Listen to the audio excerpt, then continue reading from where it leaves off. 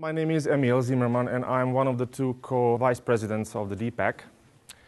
And tonight, in the next 10 minutes, I will be speaking about one of the very important topics in the whole school system. We will talk about the School Act and the parents' role and how the parents are allowed to organize themselves in our education system. The reason this is very important because I know from experience many of the issues and problems in different schools arise or just escalate because lack of the understanding of some of the things and issues which are actually covered in these documents. So let's go through quickly. So let's start with the School Act. School Act is a document with almost 200 pages. It's very, very dry. It's like regulation. You have numbers and these paragraphs, so it's really, really hard to read. I would say that PAC chairs especially should be familiar with the content of the document. I would have to be really, really brave to ask you to read the whole document because that's a little bit of a bold statement here. But at least be familiar with the content, and we're going to cover some of that a little bit later. Why? Let's say you have a problem or a question regarding, for example, rights of the student. And then you say, oh, hang on, this is in the School Act, so let's just look it up and let's see if there are guidelines which can help us in our problems. So School Act, you can think of the School Act as a kind of a constitution type of a document which lays down responsibilities, rights of students, parents, and teachers. Of course, we have the trustees in there and some other members of the school system, but from our point of view, these are the really, really important ones. The current School Act is valid as of September 11, 2013. And of course, it refers to the public education system. So what is in the School Act? As I mentioned, we have rights and responsibilities of students, parents. It regulates the parents' advisory councils, school PACs, district PACs.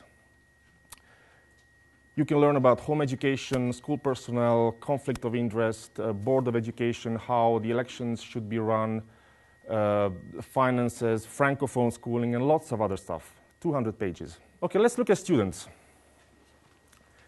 In students section, we have things about entitlement of students to the school education. We have quite a lot about the francophone education, the rights, again, entitlement, the rules of enrollment, and the duties of students. I'm sorry I have to read some of these because I was quite frankly torn between making this simple but yet meaningful, and some of these sentences and some of these paragraphs in the document are really meaningful only when you look at them as a big picture, and you will see that in a few moments what I mean. So here's an example for parents. Parents are entitled to be informed in accordance with the orders of the minister of the students' attendance, behavior, and progress in schools. In other words, this tells you that as a parent, you have a right to ask questions about your kid, right? And sadly, not every parent knows this. So this is the reason why being familiar with the School Act is really, really important. On request to the school plan for the school and the achievement contract for the school district. Similar thing. Parent is entitled to belong to a parent advisory council. Again, very straightforward, but something that not every parent knows. In the School Act, you have the definition of volunteering from the parent's perspective. A parent of a student may provide volunteer services at or for a school. Let's see the structure, and I have to tell you there is a little bit of a problem here because when I constructed this chart, this cloud actually covers two lines here. I think on your printouts you have them. So basically, there should be a line connecting these two and then these two. So obviously, we're starting from a school. We have I will cover these very briefly in a few moments. We have the SPC, and of course, we have the PAC. And on the district level, we have the DPAC. And in a way, the district school board encapsulates these in a virtual way because DPAC interacts with the district, of course, but then again, you have the PACs which interact with DPAC. So it's a kind of a cloud ecosystem, if you like. And of course, further up, we have the provincial level PAC, and at the top, we have the government, which basically means Ministry of Education. So let's see the PAC. Every public school in BC has the right to have one PAC. I don't see a reason why you have two or three, but you have the right to have one. We have one that has two. You do?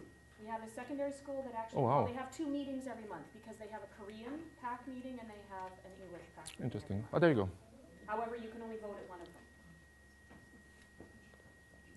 Okay. So voting is, you have to be careful with voting. Oh, I You can have see. as many meetings a month as you like. That's interesting. Good to know. Thank you, Heidi. So PAC may advise the board and the principal and staff of the school or the principal school, provincial school, so respecting any matter relating to the school or the provincial school other than matters assigned to the school planning council. In other words, the PAC can, again, ask questions and maybe expedite some problems or some processes related to your kids or parents, in other words. PAC may, at the request of the school planning council, assist the school planning council in carrying out its functions under this act. It's a pretty general statement, but I guess I think it's really important in when we're trying to understand why do we have PACs. Bylaws.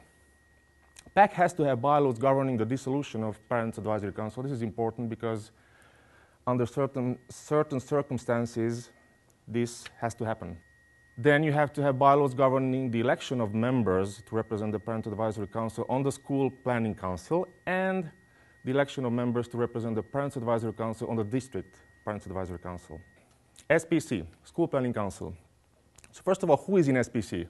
The principal of the school, 3 parents, and there are criteria for those, parents of students enrolled in the school and elected annually by the Parents Advisory Council. And 1 parent has to be an elected officer, and it's usually the PAC chair who is elected. It doesn't have to be, but it's often the case. And if it's grade 10, 11, or 12, we're talking about another member, which is the student of school age enrolled in one of those grades at the school. So what is SPC? A board, which is a school board, must consult with the school planning council in respect of the following: the allocation of staff, matters contained in the board's achievement contract, educational services, school safety. So basically this talks about the cooperation between the SPC and the school board, and this is all about planning of the school achievement and the way forward for the school. Then we have the school plan, which is approved each year by the board for each and every school. School plan is basically a plan for the school in respect of improving student achievement, matters containing in the board's achievement contract relating to that school, and this is where SPC comes into play with respect to school plan. SPC must consult with the PAC during the preparation of the plan. District PAC, which is us, the members of the DPAC are PACs, not parents, but PACs. This looks like a minor detail, but sometimes this can cause some confusion, so this is important to remember. Every PAC is entitled to elect 1 representative for 1 year. I guess this is very straightforward, but it's really important. DPAC may advise the board on any matter relating to education in the school district. So now we're not talking about the principal in school, we're talking about the board, because we are 1 level up compared to the school PAC. Again, DPAC has to have bylaws governing its meetings and the business and conduct of its affairs, and including the dissolution of the council. Superintendent of school for the school district, a designate of a superintendent or a trustee of the school district may attend any meeting of the district parent advisory council, which usually is the case, and that this is very helpful because that gives us an opportunity to really learn a lot about what's going on the school board level. And then we have the BCC PAC. BCC PAC stands for British Columbia Confederation of PACs. And here, members of the BCC PAC can be DPACs, PACs, and parents. And there is a membership fee for the BCC PAC. As you can see, BCC PAC is registered as a charitable organization. And then next it tells you about the membership, which I just explained. And the board of directors is an elected body.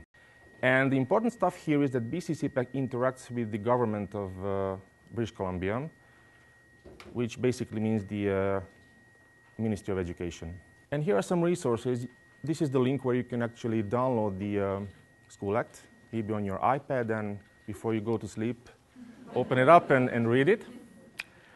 And then we have our DPAC website where we will have more, hopefully more and more content about, you know, all these things we discussed.